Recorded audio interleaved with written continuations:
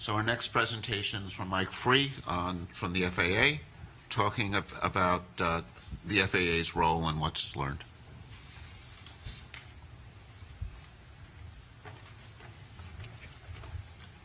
Would like to thank the panel for the opportunity to come and give an overview of the FAA and some data points around the FAA's mission, the data the FAA provides to provide the framing of what are the surveillance systems that we can bring to bear, or there's data around those sensors, as well as to frame the limitations of those. I know Sean talked about some of the data points that are used and being integrated, so hopefully this will give you an overview of the FAA's mission as well as those data points.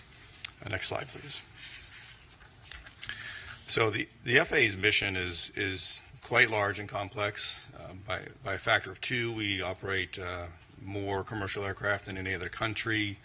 I think we're second only to Australia in total airspace, but largely because Australia has a very large oceanic volume that they're responsible for managing. So it is a very complex, very large national airspace system. We have over 14,000 controllers, 520 air traffic control towers, which are located at the highest density of airports, and I'll refer to those as towers in subsequent slides.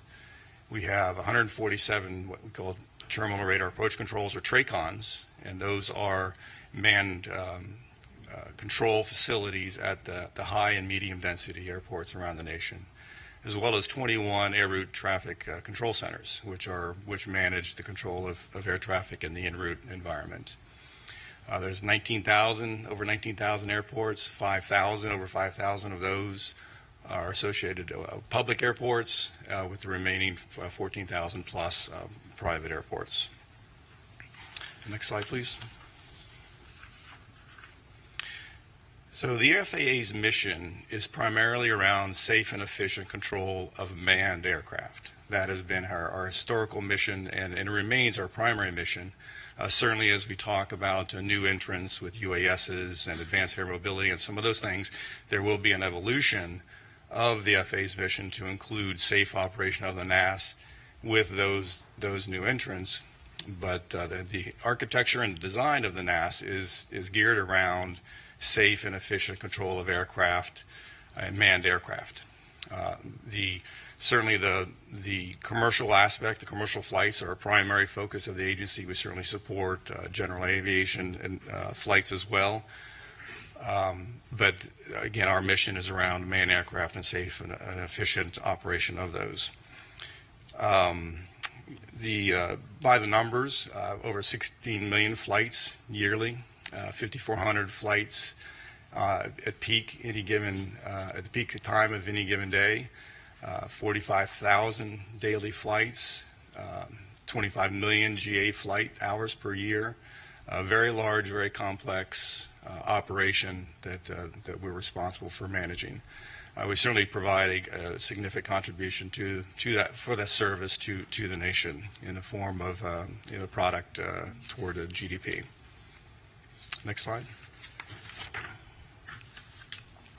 So as we get into the discussion of surveillance services, I want to provide a little bit of framework around the categorization of our surveillance services, and we primarily break those into two bodies.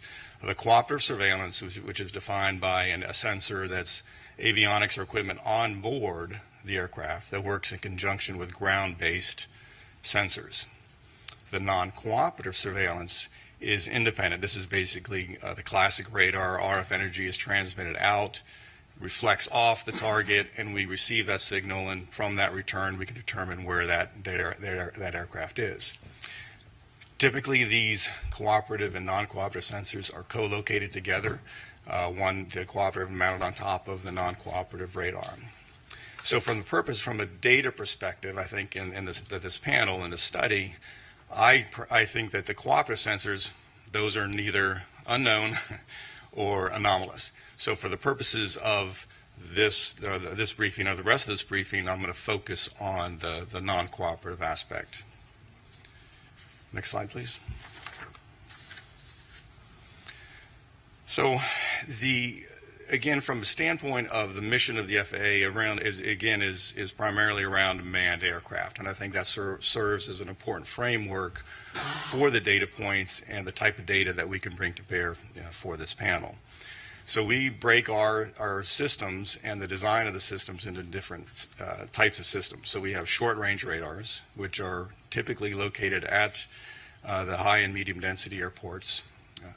And those operate from a range, they have a detection range of between 40 and 60 miles and an altitude detection capability of about 24,000 feet.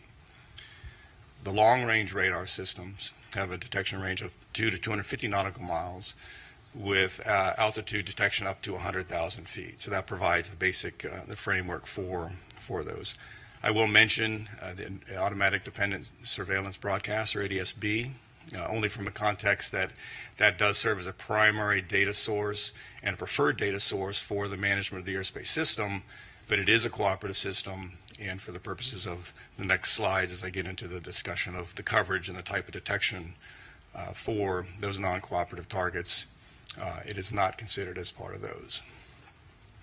And also surface surveillance is also something that we provide, but again, for the purpose of the study, I only include those for just a completeness perspective. The one final point, as I talk about manned aircraft and primary mission for the drones and balloons and things of that nature, their basic premise is to operate in a not to interfere basis, that they are not to interfere with manned operations, and that's a fundamental aspect as we talk to the data and what we can and can't detect with respect to those non-manned systems. Next slide, please. Realizing this is an eye chart, I wanted to provide just a graphical or pictorial depiction of where our sensors are located. The green, blue, and pink balloons, if you will, represent our short-range radars. Those are located at airports. Those are where those are sited. The two reddish balloons, they have letters in them, a 4 and a C. Those represent our long-range radars, the ARSR-4s and CARSR systems that are used in the context of both from an air traffic control perspective as well as for a national defense and homeland security mission. And the perimeter, the ARSR-4s are located around the perimeter of the country, equally spaced, and the CARSR systems are located on the interior of the U.S. I will point out that this only depicts the CONUS. There are systems, ATC, both short-range and long-range systems, Hawaii, Alaska, and Caribbean. Those are not depicted here. I didn't think they were necessary for the purpose of understanding the surveillance. And I will also point out that both for this slide and the subsequent coverage slide, I do not talk to any classified DoD or DHA systems that are in operation. Okay. Next slide, please.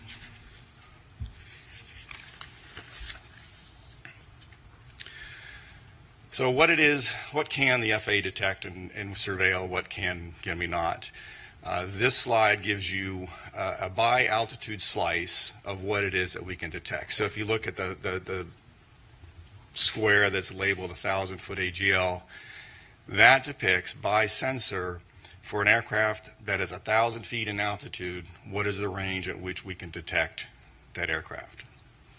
And so on, as you get higher in altitude, or higher in altitude, you can detect it at further range. And that's basically a phenomenon of the curvature of the Earth and the line of sight aspect of these radar systems. So pretty good coverage across the U.S. at 10,000 feet and above.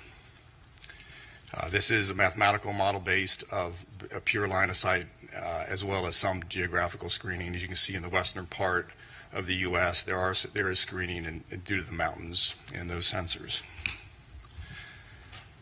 Need to take a little bit of time and talk about the nature of the targets. These line of sight models represent an input of a target that is 1 square meter. So think of a sphere of 1 meter in diameter. That's the assumption that goes into these models. So if you think about that in the context of other forms or aircraft, A fourth generation F-15 or F-18 is in the proximity of about 1 square meter, perhaps a little bit larger. A large airliner is perhaps 100 square meters. A small UAS is perhaps a 0.01 square meter. So the range of these detections, or the size and the ability to detect these targets from an F-15, large airliner, 100 times larger in size, a drone 100 times smaller in size. So the detection and the surveillance capability really largely depends in part to the target that we're talking about and the ability to surveil that target. All right, next slide. So I do include this ADS-B coverage slide just to give a context of, from a cooperative perspective, there is very good coverage across the U.S. to 1,500 feet above ground level. So this provides a context of when we look at the data and start getting a discussion of what it is we can detect. This will certainly be, for those cooperative aircraft that have ADS-B, we could certainly detect those to a pretty low altitude across the U.S. All right, a couple of data points. I think I know Sean certainly talked about some of the data points, and I can provide a little bit of insight from an FAA perspective. Drones are a pretty significant challenge. There's 880,000 registered drones in the U.S. Small drones, I should say, Part 107 drones. Many tens of thousands of those are operated on a daily basis by commercial operators. It's not clear how many private drone operators are taking their drone up for a quick flight. But as I said earlier, those are regulated they're regulated to operate below 400 feet in altitude. So again, it's the drone aspect is for those small drones in particular, and as well as all classes of drones. There are regulatory restrictions to where they can and cannot fly, basically avoiding and not interfering with manned aircraft operations. Second data point, we talked about balloons. The Weather Service, we know 92 weather stations that release balloons twice a day. It's 6 a.m. and 0000 Zulu and 1200 Zulu. Typically 2-hour duration. They fly up to 100,000 feet where the envelope bursts and then the payload descends back to Earth. So certainly, at least 184 balloon flights daily in the NAS. Not to consider universities and hobbyist balloons that may be launched, but those are typically small in size. And finally, Sean did talk about UAPs and FAA data. A couple of data points that we do report. There is a process by which air traffic controllers can report UAP sightings or events. Historically, those have been in the range of about 3 to 5 reports per month that have been reported. We did see an uptick of reports in August of 22 that went up to about 8 to 10, perhaps due to Starlink launches. And finally, with the Chinese weather or the Chinese balloon incident in February, we did see a significant uptick, and there's like 68 UAP reports that started in February, and we've seen a large number, subsequent to that. I think that's all I had. Any questions? Do you want to take the question? It's easy. Actually, you can choose the questioners. It's easy from your angle than from mine. All right, Walter. Yeah, so two questions about the radar data coverage. First one is, do you retain any of the data, or is it just cycled over as? There is a retention, long-term retention of data. I can't recall exactly how long retain that. There's certainly a requirement from a retention from a legal perspective. Yeah, exactly. But I do know there is some periodicity measured in a term of months. Is it retained in terms of like the raw, radar, or is some processed form of data that's retained? I believe it's a process form of data that is what was displayed on the, whether it's an en route ERAM system or the STAR system. And then the other question is for the radars, are they operated in any sort of a tasked mode, or are they constant search mode? The current systems in our inventory, just they're fixed face, and they just rotate at either 12 RPM or 5 RPM, depending on whether it's an en route or a terminal surveillance requirement. All right, next question. Yes. Mike, forgive me if you mentioned this earlier. You said, like, I think you said 3 to 5 reports per month. Per month. Out of how many? That is 3 to 5 reports per month for all of the controllers in all of the U.S. So there's a process by which if they see something and they want to report that, they can go to report that to the den, we call it, but report, hey, I saw something, I don't know what it was. So that's 3 to 5 per month across the entire 14,000 controllers per month. So, 45,000 operations any given day, 30 days, however many days in a month, it's a very small percentage. Can you describe actually about this? How do you encourage to report? Do you feel like the stigma on UAPs is impairing the reporting? Do you feel the reporting is biased? I'm not aware of I'll answer it this way.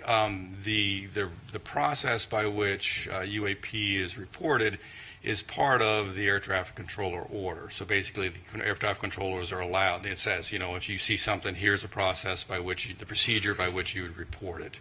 Other than that, I'm not aware of any specific stigma or limitations, and I'm probably not in a good position to speak to that. Other than there is that process, and that is the process that we use, and is what represents those numbers I talked to.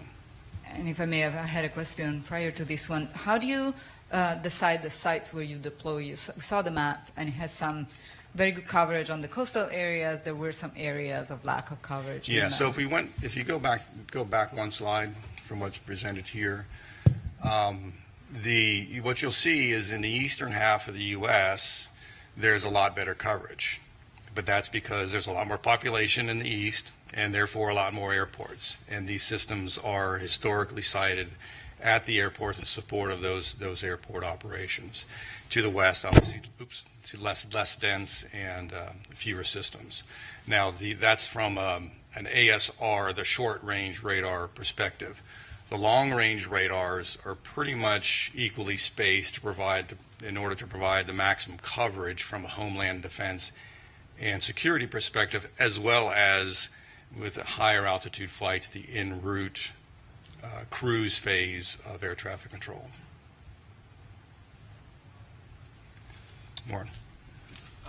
Mike, first, thank you and the FAA for coming to share this information with us. Second, can you speak to a little bit of the filtering techniques that we use? So with respect to, I know Walter had a question about the raw data and process, but can you just talk a little bit about, we actually aren't trying to detect everything. That's actually a very good question and a very good point with respect to what we can and cannot see.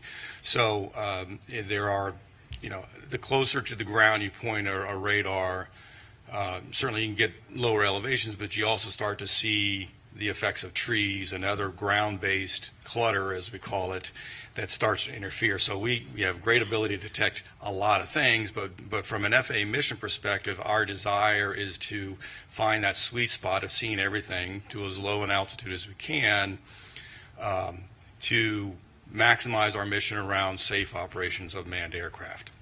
Now, to pull that thread just a little bit further, there's also limitations with respect to biologicals or insects and dust and things of this flavor that most aircraft fly above a certain speed. So we typically will have filtering settings on our systems to get rid of the stuff that really is leaves or insects or things of that nature, so that we provide as clean a display for the controllers. So there are specific settings that we can adjust, and it's been learned over many years to perfect those, what we call optimization of those kinds of filters, to get rid of what is not a manned aircraft, not an aircraft, and provide as clean a display for the controllers as we can. Yes? Please. Thanks. Thank you. Thanks for the presentation. Would it be kind of follow up on what you said, Warren? Would it be possible to collect the raw data and to save that? Because if it would be possible to do some calibration after the fact that Sean was mentioning, for example, you might be able to capture other phenomenology. Is that possible? Well, when you say raw data, I think we'd have to talk a little bit about what is meant. So, from a technical perspective, pure, what we would call INQ data is huge, gigabyte, very, very, very large volumes of data. That would probably be cost prohibitive, and we certainly don't do that today. There are, again, we do record data, but it is effectively the data that has been through some form of these processings and these filterings. We do that today, but it certainly, with enough time and money, we could certainly collect that data, and I think it would be we'd have to look at the challenge of how we would go about modifying the systems or introducing new ways to collect that raw data as you described. Certainly it's feasible, it's possible, but it's not without technical challenge. One quick question on the Yes. 184 balloon flights daily. Are those characterized, or you just know they do that and then they just end up where they are? So under the balloon, I'll call it Part 101, the regulations for balloons, there's very specific requirements. So for National Weather Service, before they release those, they'll contact the local air traffic facility. They're going to say, here's what time I'm going to release it. And when they release it, they have tracking, and they provide that tracking to the air traffic control facility throughout the flight of that particular balloon. There are commercial balloons that are also launched, but those for the most part, as I understand it, they actually transmit their GPS position in support of where they're flying, so as to ensure they're not interfering with air traffic, and to ensure the air traffic controllers are aware of where those balloons are operating. Yes, ma'am. So we've talked about reporting the 3 to 5 per month from air traffic control, but what about from the non-cooperative surveillance? Has there been anomalies from the sensors themselves? And if so, what is the process for that? I'd say the FAA mission is not around anomalies with the non-cooperative sensors themselves. So as we build an air traffic control picture, we have both the non-cooperative systems, which detects the target. We have a cooperative system that also detects a target, and we will tend to merge those targets together. And so on a controller's display, they'll know, is this a non-cooperative only or a merged or combined target, so that they know, basically an increased level of confidence that on what it is they're seeing is in fact a real aircraft. So we don't make any real distinction between a non-cooperative and a cooperative, other than how they get combined and put on a controller's display. So I don't know if that answered your... An unregistered flight? So like a GA flight that is flying visual flight rules, those will just be picked up by if they're not equipped with a cooperative avionics, those would just be picked up by the non-cooperative system if they happen to surveil where that aircraft is flying. And so that certainly will be put on the controller's display, and they will be able to provide awareness. In fact, there's a flight following procedure by which GA pilots can ask for, hey, I'm not squawking, or I don't have a cooperative system, but please help me, and just via the radio, I'm going to go from here to here and providing awareness, situational awareness, if the controller has the bandwidth to provide that data. One last question. Come on. Yes. So I'm not a scientist, I'm a recovering attorney, and I love process. And a few questions there. If I'm a pilot, where do I find that process for reporting UAPs? Where is that articulated or captured? Second, when you mentioned that you're reporting these incidents, who are you reporting it to? And are those incidents, pulling on the thread that Reggie started, are they being archived anywhere? I believe they are archived. They're reported to the domestic network, event network. It's an FAA organization or function. I can't speak to whether they would be, say, part of what Sean would include as part of his database. I presume so. So I think that was the answer to the second question. What was the first question again? I'm sorry. Where does the reporting process live? If I'm a pilot, I see a UAP, where do I go to find out? That I don't know the answer to that question. Like I said, I'm familiar with the reporting process from a controller perspective and the order that's used to define how controllers do their job. I am not. I don't know the answer to the question from a pilot perspective. Great. So thank you, Mike, for your presentation and for all the help the FAA has given us as we've been learning more about the very impressive system that the FAA maintains. Thank you. I know. Thank you for having me. You know, for me, one of the many takeaways from this is feeling, just a little bit safer every time I fly, and thankful for you and your colleagues for what they do to make that possible. Thank you.